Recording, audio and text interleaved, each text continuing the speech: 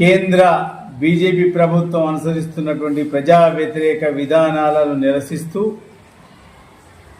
దేశవ్యాప్తంగా 26వ తారీఖు నాడు అన్ని రాష్ట్రాల్లో అన్ని జిల్లాల్లో కలెక్టర్ ఆఫీసుల ముందు ధర్నాలు ప్రదర్శనలు జిల్లా కేంద్రాల్లో నిర్వహించాలని చెప్పేసి పిలుపు ఇవ్వడం జరిగింది.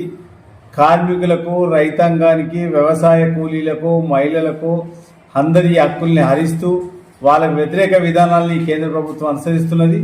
అందుకే అన్ని ప్రజా సంఘాలకు సంబంధించినటువంటి ప్రజలందరూ కూడా ఐక్యంగా 26వ తారీఖు జరిగేటువంటి ప్రదర్శనలో ధర్నా కార్యక్రమాల్లో పాల్గొనాలని చెప్పేసి పిలుపు ఇవ్వడం జరిగింది ప్రజా సంఘాల ఆధ్వర్యంలో.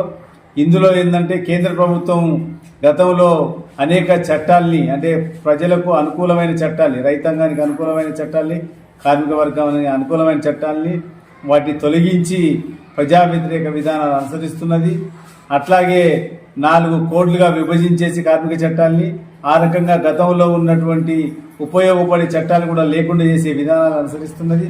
వ్యవసాయ కూలీలకు ఉపాధి హామీ చట్టాన్ని నీరుగార్చి కనీసం కూలీలకు కూలి కూడా గిట్టకుండా చేసేటువంటి విధానాలు తీసుకొస్తున్నది. పట్టణాలకు కూలి చట్టం వర్తించినటువంటి పరిస్థితి ఉంది.